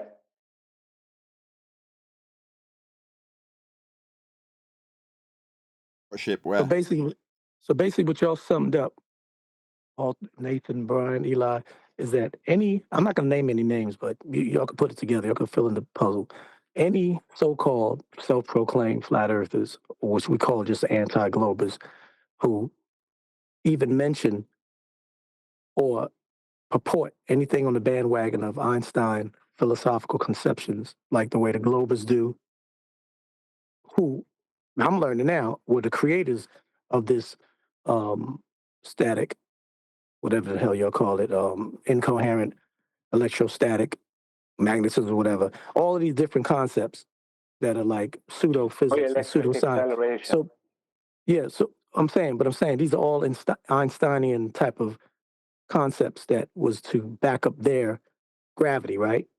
Dielectric acceleration isn't. That's more connected to a force of gravity. Force of gravity, okay. All right. But that's still... Ether is connected to general relativity. Got you. But and so one of them is Newtonian and one of them is Einsteinian, because one is force and one is Einsteinian. Is that what you're saying? But they both it's kind of the ether claims are a bit different from the dielectric acceleration claims, but they're all part of this. They all have them in the same basket. Under the same umbrella of gravity. No, dielectric acceleration is gravity created by static electricity, basically. Mm-hmm. That's the basics of what they're trying to say. Mm-hmm. And ether is like the background medium that Einstein would have, even though ether is part of Einstein's general relativity, what they are claiming concerning ether and space-time is very similar. Okay. In some ways. Are any of those two categories factual, proven empirically? No, they're all a load of rubbish. But the Okay, point all right. Yeah. So to close, any so-called self-proclaiming flat earther, or as we refer to him as anti-glober, that purports this in any kind of supportive way, they are, if you will, considered a double agent. No, they're just Einsteinian. Right, but how can you be an Einsteinian and be a so-called flat earther? No, they're just confused. Okay. Heroes, with the exception of someone like Whitson or someone. The rest of them. Yeah, we know why. We know why it's confused. We know they're confused. Either they're confused or they're compromised or whatever we want to call the reason. We don't know. Only they know why they spew this. The fact of the matter is that that's what distinguishes that side and why there's a split between within the flat Earth, because you have people who are just kind of, I don't know. Like I said, I mean, how can you be if you're confused? I mean, there's no reason to be confused, frankly. It's not like this show is totally censored. They spy, they hear it, they watch it, they see the premieres, they listen to the premieres, they come on board, they make their comments in the thread. So let's stop saying they're confused, because you can't be confused once there's an alternative, even probability, that has irrefutably debunked your belief or your assertion. No, they're hijacking that. See, they have an agenda. Hijacking. Thank you, Neil. Thank you, Neil. They have an agenda. Thank you, Neil. That's what it is. We have to stop making excuses. We got to stop making excuses. I'm trying to tell you, and you're not allowing me. All right, go ahead. Hijacking relative density. And they're trying to add that in after they've added in their dielectric acceleration, which is connected to basically a new force of gravity. Right, so the hijacking relative density after that, just like people who are promoting a force of gravity try to hijack hijack buoyancy, which is relative density. Yeah, because they have an agenda, Brian. I agree with you, but they have an agenda. With no bones about it. Jiren, the two artists, they have an agenda, Brian. Especially, Brian, especially when it comes to the fact that when we erase and stop trying to be supreme intellectuals and just understand that everything does not go down and everything doesn't have a downward bias, number one. Number two, the reason why certain things, but not all things, but maybe most things go down is because, like Billy Preston said, what goes up must come down. You throw it up, it's coming down. You drop it, it's going down. Simple understanding. Before, let's erase all of that. Let's go back in time when there was the first person that realized, oh shit, I dropped my candle. Bam. It felt. Let's just stop it. They have an agenda. We have broken it down. We have dissected, broken down, revealed, uncovered, peeled back the onion. We've done everything that's possibly can be done. They know this. They hear it. They know the simplicity of it. Like I said, not all things go down. It's been proven. We've explained that. It's been proven in a vacuum and everything. And then you just, as a child drops his toy. A child doesn't think about all of that relativity, fourth dimension nonsense and all of that. They just know that it dropped. So let's stop it. These people have an agenda. Period.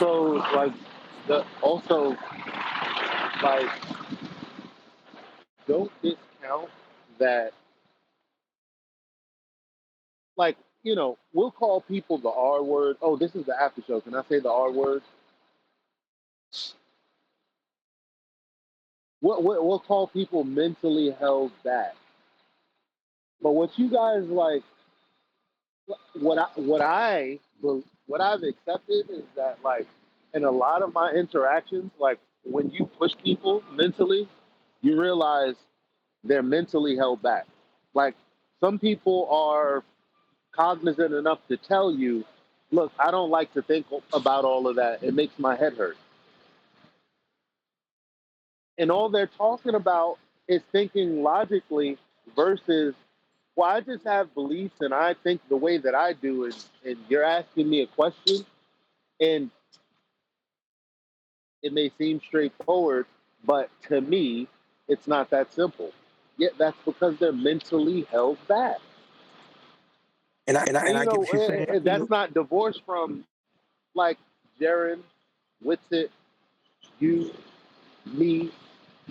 We've all experienced and undergone the same trauma. Some of us have overcome it. A lot of us cannot overcome it for whatever reason. And it's sad.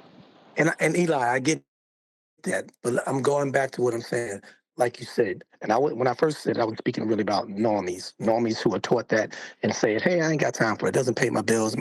I ain't trying to get no headache over that. Does it really matter? Is it going to put food on my table?" I'm talking about them. I'm talking about the ones who are on these platforms, the ones who have the PhDs, the ones who have all the subscribers. I'm talking about them. Hold on, listen, Eli, hold on. No, But listen, you don't get it. You don't get it.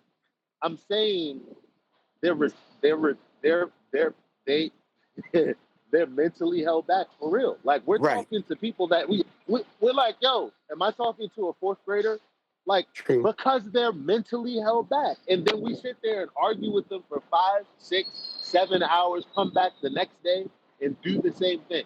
Anybody like us who doesn't have a purpose on the show, who just sits in a Discord to argue with someone just to argue without any purpose other than to fulfill a conversation, that's also a sign of being mentally held back to me. I get you.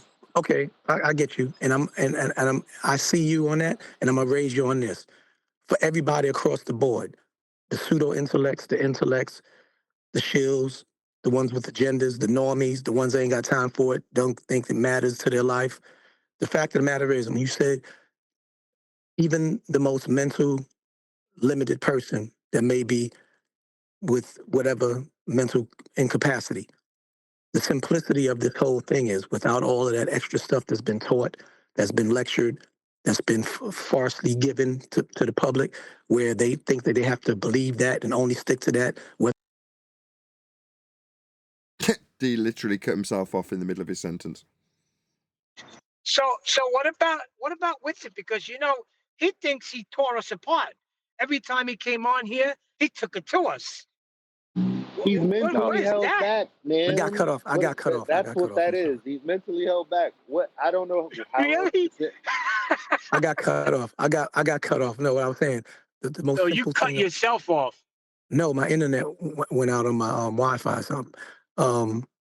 What I was saying was the most simplistic thing about this is that one thing, whether it be the mentally ill person or whatever, the child. Why is it so difficult to understand? Take away all the teaching. The reason why they're mentally, what you're saying, Eli, is because they've been taught one thing, and they've been taught by certain people whom they had reverence for and respect for as a child, and it's the only thing they know. But I'm talking about you erase all of that, and whether you're mentally limited or not, the fact of the matter is the most simple explanation for this thing, especially when you see that gases don't go down and all things don't go down, that erases that bias, is that it's just simple. Things just gonna drop. It has nothing to do with gravity. It's just that you're dropping a penny in the air. It's gonna. I mean, I don't understand. Maybe I'm looking and I'm around. looking at. I don't see nothing going down. Nathan Right, did I see this the other clouds. day, and it was. You look around, and I don't see anything going down. Clouds. There's no argument there. There's no argument there. I guess we're kind of saying two different things in a sense, because all I'm saying is, unlike some people that we haven't had the privilege of speaking to, we had the privilege of speaking to Whitfield. And that's the thing we forget when we talk about Whitson. We only see him from the lens in which he says things when he's not with us. But I've experienced him with us, and I've seen him cognitively struggle, agree with Nathan, disagree, agree and disagree. He's smart enough to know, when challenged correctly, where he errs. And it seems like it's painful for him because he, regardless of understanding it in a swift moment, retards back to his initial position. We've seen it. Yeah, he thinks there's a downward bias. You are absolutely correct. Well, Whitsitt and them, I'd have to call them deceivers at this stage. Whereas the people that follow them, I'd just call them confused. That was my point earlier, Theo. I wasn't saying that Whitsitt and them weren't deceiving people. I was saying the people that follow them, the people that you see punting their rubbish out online, are confused. Look at Angels, who came in talking about ether there a few weeks ago. Angels that debates the pilots and that. When he was put on the spot about ether, he realized, hang on, I can't prove any of this nonsense. You know what I mean? So is he going to be still punting that ether stuff now in the future? I don't see what the point of punting it or promoting it. When they got to the point of actually being able to define what ether was, he wasn't able to actually define it. No one can define it because it doesn't exist. How do you define something that isn't in existence? Can't. And now, Brian, we're on point. That's what I'm saying. Okay, now I get what you were saying. I guess I wasn't explaining myself well, and I was misinterpreting what you were saying. But that's what I'm saying. That's exactly what I was saying. You know, a little bit of personal critique, right, from me. And I don't take this in the wrong way. This is just helpful. What I notice about you is that you use a lot of words you don't need to use, and you leave out words you shouldn't leave out. Like, you'll say part of a sentence and move on to a different sentence, as opposed to just finishing the sentence you're trying to finish. And you end up saying 4 sentences when you only need 1.5. You know what I mean? It's like, I think that's one of the draws to this arena for you and this group, is that you probably have a habit of doing that in general, and this will help you to be more, like, this group will help you to be more concise, because you know what you want to say, but you're going around in circles trying to say it. I used to have, and I know because I used to have the same problem. Ask QE that when I first turned up back in 2017 on the show. QE, I used to like QE because I wasn't concise. So I used to go around in circles. If you interrupted Brian, he would get so frustrated. Remember, Brian, about 3-4 years ago? You interrupt him and he's like, now I got to start all over again. Don't interrupt me when I'm in the train of thought. Yeah, because sometimes you know what you want to say. You understand it. You understand it. If you could put it out there like you see it in your mind, other people would understand it. But when you try to do that, you end up using 4 sentences when you only need 1.5. You end up not using words you should use and using a load of words that you shouldn't use to try and explain yourself. And that's what happens. And you end up trying to memorize a lot of stuff. It becomes really difficult. So over time, I've tried to become more concise and more concise and more concise. It's not easy to do, but you can do it. And I'm just saying, for you, D, it will help you big time, because if you listen back to this, you just listen back to this, to you talking on the show today, and listen to the way you were explaining things, you'll find you're adding in a lot of stuff you don't need to add in at all. I understand why you're doing it. As I said, I used to do the same. So it's not as if I'm just pointing the finger at you. I have an experience with that. No, I appreciate it. I ad lib too much. It's called ad libbing. I do much ad libbing in between what I'm saying, and it sounds like I'm all over the place. I get it. But if you see it like this, you only have a certain amount of people's attention span. I like. Go on. I was just gonna say I like to review something. Anybody like Brian Cox? Go on. What? Yeah, I got a clip of Brian Cox, and it's about Nathan's favorite subject, reference frames in Coriolis.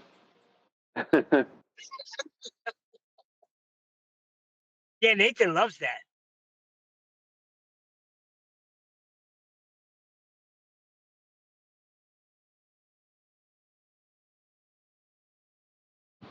Nathan, come out and play. What? So I have this video that I want to review. It's about your favorite subject, Coriolis, maybe, reference frames, using a Foucault's pendulum or, gyroscopes to prove the rotation of the Earth. Okay, do you want to do that tomorrow? I mean, we could. It's not a big clip. It's like maybe 20 seconds. Okay. Yeah, we'll do that in a bit if you want. Just send it to me on whatever it's called. I'll post it in the Master B. It is Joe Rogan, so you got to make sure you do the whole flip thing, like the copyright stuff you do, whatever. Oh, it's Joe Rogan.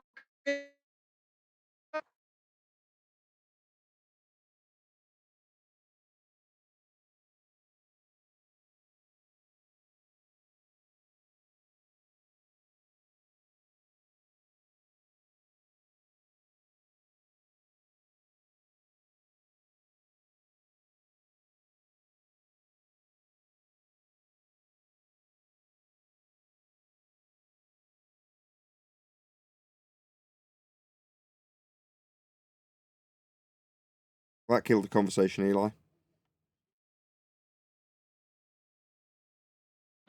It's posting. How did I kill a conversation? I asked a question.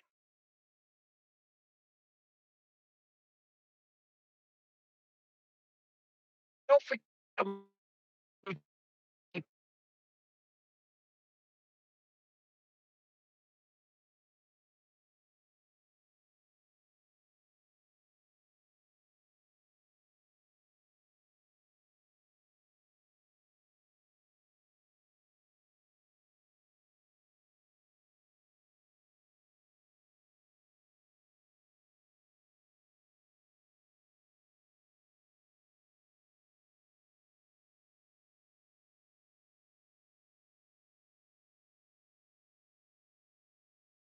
Once upon a time, there was a book.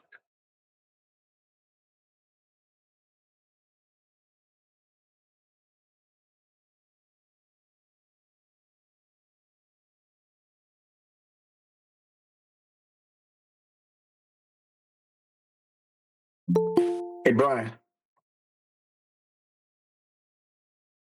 you still there?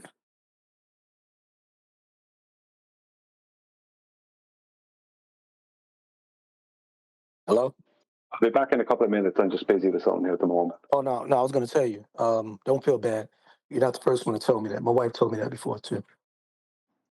I was actually laughing while you were saying it.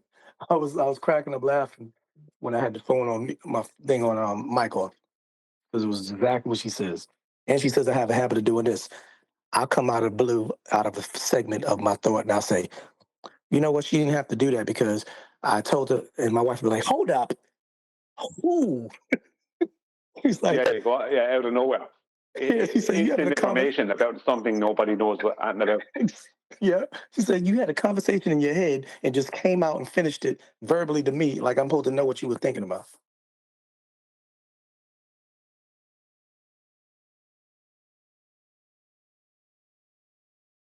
Yeah. I have an experience with some of that too.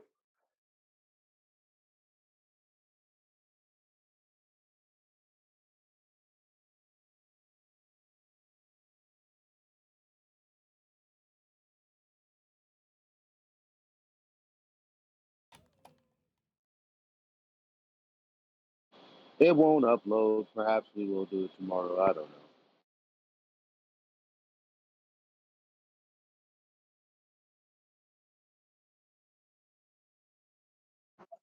Rough drive last night, boy. Oh, my goodness. Only God got me here.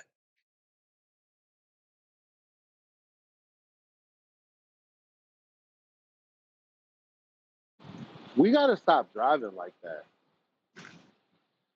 Got no choice, man. I know.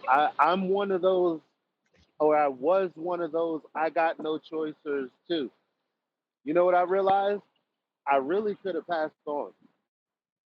And you know what else? People really do pass on. So all I'm saying is we got to seriously figure out how to stop having to do that.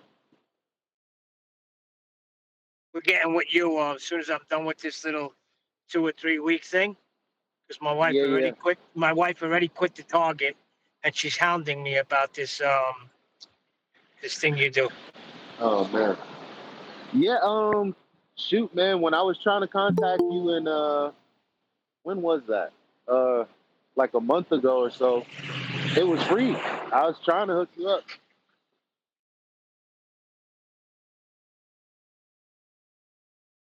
But we'll work it out. It's all about timing, Eli. Now's the time. I got you, man. But seriously though, like for real, I used to drive up to Mountainville doing the, and I'll never forget this day that I fell asleep on one lane and went like 4 lanes over. I was just waking up like, oh my God, I'm so glad that it's so early in the morning and no one is on the road but me. Because that would have been, you'd have never met me. Eli, I know. I was doing one time. I flipped it about 3 flips, watching hamburgers and hot dogs fly around the car. I brought home Shake. I was bringing home Shake Shack, and I can remember I was fine. And then next thing I wasn't. I felt the change in, like, a difference in the terrain, and it wasn't the ridges that woke me up. I went right past them on an angle into the woods. So like I'm bouncing, and I came to, and all I had to do was hit the brake because I had it set on cruise control at 75 miles an hour.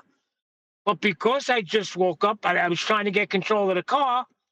I cut left, I got back on the highway. Then I cut right, I'm trying to get control at 75 miles an hour. Next thing I know, I'm flipping.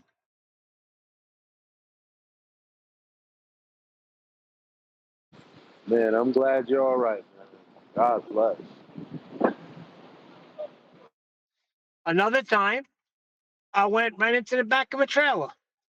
It had to be. That's the only thing I seen in the distance. Airbags, freaking. You ever get hit by an airbag? Yo, that shit hurts for days.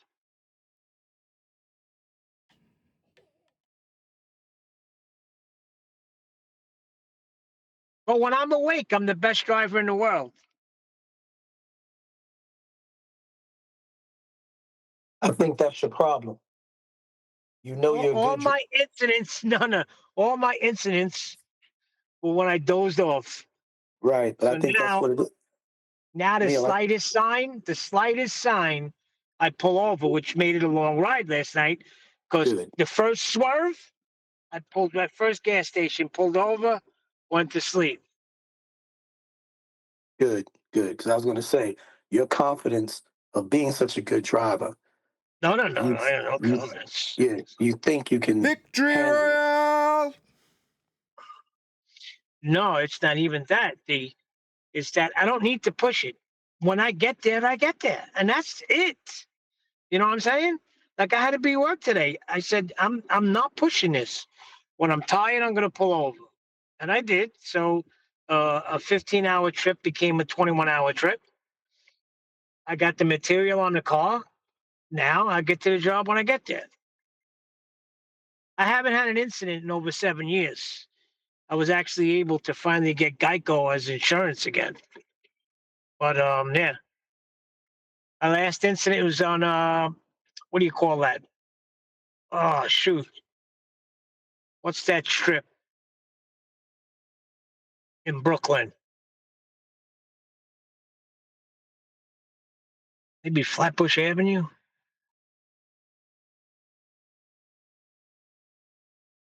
Yeah, I took a pole out.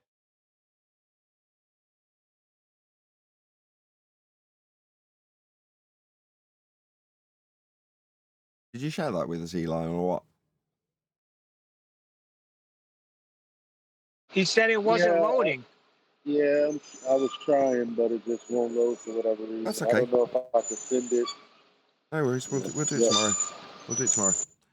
With that, I'm going to say another huge, massive, enormous thank you to both Discord and G Plus panels for making today's after show possible. And of course, a massive thank you to all of you in either Nathan Oakley 1980 or Nathan Oakley Premiering streams. Hopefully smashing the super chat, liking, commenting, sharing, subscribing, joining as a Nathan Oakley 1980 channel member. Hit me up on PayPal and coffee and all that good stuff. I've been Nathan Oakley, and I will see you all in the next video.